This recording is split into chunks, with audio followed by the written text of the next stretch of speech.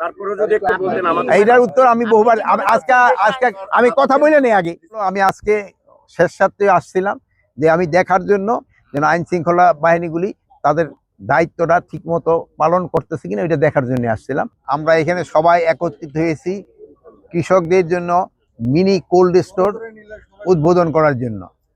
আপনারা জানেন যে আমাদের এই শীতকালীন সবজি যে সময় হয় সেই সময় কৃষকেরা কিন্তু দাম পায় না। এই ফুলকপি, বাঁধাকপি, গাজর, শালগম এইগুলির দাম অনেক কমে যায়। এই জন্য কৃষকরা যেন কিছুদিন রেখে দিতে পারে এবং রাখার পরে যদি বিক্রি করতে পারে তো কৃষকরা একটু ভালো দাম পেতে পারে। আরেকটা জানেন আমাদের একটা ট্রানজিট পিরিয়ড আছে। এই শীতকাল থেকে যে সময় গ্রীষ্মকাল শুরু হয় সেই সময় মাঝপথে কিন্তু একটু সবজিরও একটু দেখা যায়, দুষ্প্রাপ্যতা দেখা যায়। এই জন্য যে শীতের সবজি শেষ হয়ে যায় আর গ্রীষ্মের সবজিটাও আসতে একটু সময় নেয়।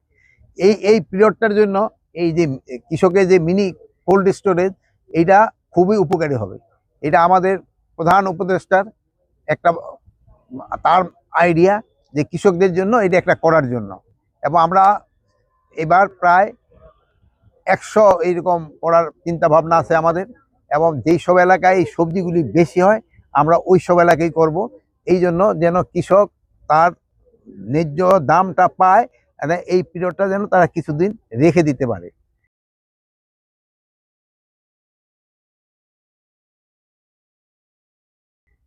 এই জন্যই করা হয়েছে। তবে এই যে মোবাইল যেটা আপনারা দেখলেন এটার মধ্যে খরচ পড়বে প্রায় কত 15 লাখ টাকার মতো। আরেকটা যদি ঘরের ভিতরে করা হয় তো এটা 5 লাখ টাকার মতো খরচ হবে। তো একটা হলো যে ইচ্ছা করলে কৃষক কিন্তু তার নিজের ঘরও করতে পারবে। আর একটা হলো এটা সোলার সিস্টেম আছে, এটার জন্য বিদ্যুতের খরচটা লাগবে না, একবারেই এই সোলার সিস্টেমে এইটা হয়ে যাবে। আর প্লাস সোলারের আরেকটা অ্যাডভান্টেজ হলো এটা যে সময় এটা বেশি থাকে সেই সময় কিন্তু ন্যাশনাল গ্রিডে চলে যাবে, আবার অন্য সময় আবার ন্যাশনাল গ্রিড থেকে এটা আসবে। তা আপনারা এটা একটু প্রচার করবেন যেন কৃষকরা এটা নিজেরা করার চেষ্টা করে, আর আমরাও প্রায় 100-র মতো করে দিব। আচ্ছা, এটার ক্ষেত্রে হলো আমি আজকে শেষ সাথে আসছিলাম যে আমি দেখার জন্য যে আমাদের আইন শৃঙ্খলা বাহিনী সাধারণত আপনারা জানেন শেষ রাত্রের দিকেই কিন্তু ইগুলি বেশি হয়, ছিনতাইগুলি বেশি হয়, যেন আইন শৃঙ্খলা বাহিনীগুলি তাদের দায়িত্বটা ঠিকমতো পালন করতেছে কিনা এটা দেখার জন্য আসছিলাম। তা আমি দেখছি মোটামুটি তারা ভালোভাবে দায়িত্ব পালন করতেছে। এইটার উত্তর তো আমি বহুবার দিছি। তারপরে যদি একটু বলতেন আমাদের। এইটার উত্তর আমি বহুবার আজকে শোনেন, আজকে হলো কৃষকের জন্য আসছি। তো যেহেতু আমাদের কৃষকের আমাদের কিন্তু মেইন এটা এই দেশের জন্য যার আমি সমস্যা আমি কথা বলে নেই আগে। কৃষকই কিন্তু আমাদের এই ইটাকে মানে যাদের কন্ট্রিবিউশন আমি বলতে দেশের জন্য সবচেয়ে বেশি কিন্তু আমাদের কৃষকের।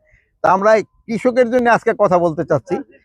আরেক কৃষকের জন্য আরেকটা হলো আপনারা জানেন যে এক সময় আমাদের কৃষি জমি কতটুকু ছিল এবং জনসংখ্যা কত ছিল, 7.5 কোটি জনসংখ্যা ছিল, কৃষি জমি কিন্তু এর চেয়ে আরো অনেক বেশি ছিল।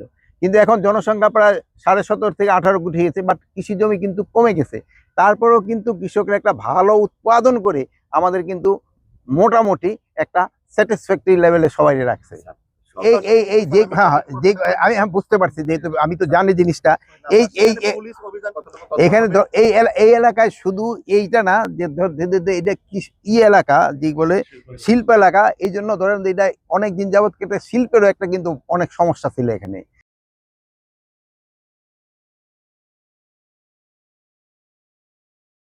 গার্মেন্টস নিয়ে কিন্তু অনেক বড় একটা সমস্যা কিন্তু আমরা ফেস করছি। এটা কিন্তু মোটামুটি আল্লাহ দিলে একটা কন্ট্রোলের ভিতরে আসছে, এবং এখানে এই জন্য এটার স্ট্রেংথ অনেক বেশি। এখানে শিল্প পুলিশ আছে, এখানে সেনাবাহিনীও কিন্তু ডিপ্লয় করা আছে, এখানে র্যাব আছে, এখানে বিজিবি আছে, আর পুলিশ তো তাদের দায়িত্ব তারা করেই যাচ্ছে। তারপরে আপনারা দেখেন যেই সব ঘটনাগুলি ঘটছে, আমি অস্বীকার করবো না যে ঘটনা ঘটতেছে না, কিন্তু ঘটার সাথে সাথেই কিন্তু আমরা লোকজনদের কিন্তু আইনের আওতায় নিয়ে আসতেছি। এগুলি জন্য আমি আপনাদের কাছে একটু অনুরোধ করব, আপনারা একটু জনসচেতনতা বৃদ্ধি করতে হবে। জনসচেতনতা একটু বৃদ্ধি করতে হবে।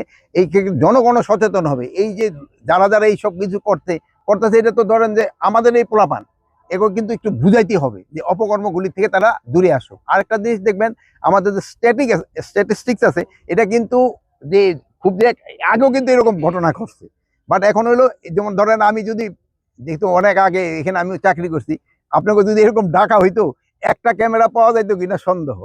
আমার যে একটা খেলার জন্য যদি একটা ক্যামেরাম্যানরে আনতে হইলে তারে অনেক করে চেষ্টা করে আনা হইতো। বাট এখন যেহেতু মিডিয়ার যুগে একটা জিনিস খুব তাড়াতাড়ি সবাই জানতে পারে, এটা কিন্তু সবাই উপকার হচ্ছে, আমাদের উপকার হচ্ছে, আমরাও কিন্তু সাথে সাথে কিন্তু এই লোকগুলি নিয়ে আসতে পারি।